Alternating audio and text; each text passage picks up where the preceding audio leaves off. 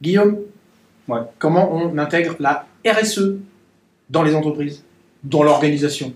Alors, c'est une excellente question. Merci. La première question, c'est d'abord de comprendre ce que c'est que la RSE, donc responsabilité sociétale des organisations et des entreprises. Alors, bon, ça aurait pu être RSO, RSE, donc peu importe. Donc, c'est la responsabilité sociale de l'organisation. Et la responsabilité sociale de l'organisation ou de l'entreprise, c'est sa capacité à assumer son rôle comme étant un acteur actif de l'écosystème dans lequel il est, tant économiquement que socialement, que écologiquement, humainement, associativement. Donc ça va être tous les paramètres qui vont activer l'entreprise ou l'organisation dans son écosystème et qui doit s'assurer qu'elle est alignée entre ce qu'elle dit et ce qu'elle fait.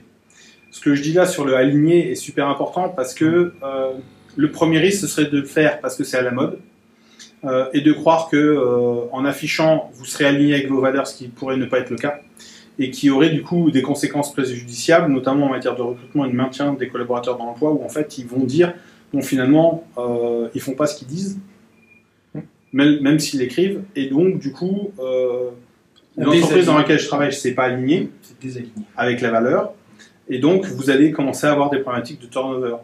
Et les entreprises qui ont en fait des problématiques de turnover et qui se disent dans des démarches de RSE, on peut vraiment se poser la question de est-ce que c'est correct? Alors, pourquoi on aborde le sujet RSE dans les sujets QHSE? Bah, tout simplement parce qu'on estime que les RH, ça va être peut-être 20% du sujet RSE, et que le QHSE au sens large, qui couvre, hein, je le rappelle, satisfaction client et conformité de la livraison, donc on satisfait le client parce qu'on livre ce qu'on avait dit qu'on ferait, en santé-sécurité, en ménageant nos équipes dans tout leur cadre de vie, entre un apprenti qui à 20 ans rentre et prend sa retraite 40 et quelques années plus tard. Donc on a fait attention à son cycle de vie et on l'a accompagné. On a également assuré la pérennité de l'organisation en maintenant les compétences, etc. Et puis en ayant une approche environnementale qui est que je consomme de la manière la plus efficiente, non pas que l'écologie soit pas un sujet, c'est juste que c'est d'abord une raison économique. Au prix des énergies, vous ne pouvez pas vous permettre de ne pas le faire. Et vous assurez également que votre organisation a le moins d'impact possible.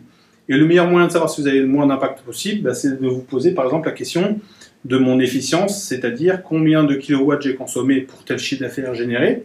Et si vous vous rendez compte que votre consommation de kilowatts par rapport à votre chiffre d'affaires se dégrade, bah, sous-entend que votre efficience est en train de se dégrader. Alors on pourrait parler sur le bilan carbone, on pourrait parler sur tous les aspects du cycle de vie de votre produit, de l'éco-conception, etc. On peut aller très très loin. Encore une fois, la problématique de la RSE, c'est prendre en compte toutes ces facettes-là, avec la participation de l'ensemble des acteurs.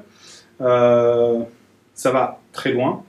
Vous pouvez aller faire tous les beaux papiers que vous voulez.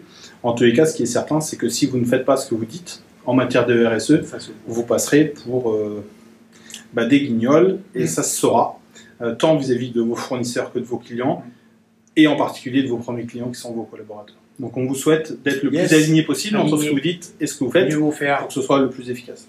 Facile. Si le sujet vous intéresse, qu'est-ce qu'on fait, Thierry? On partage. On partage. Ouais. Allez, à plus. Bon partage et bonne continuation. Au plaisir.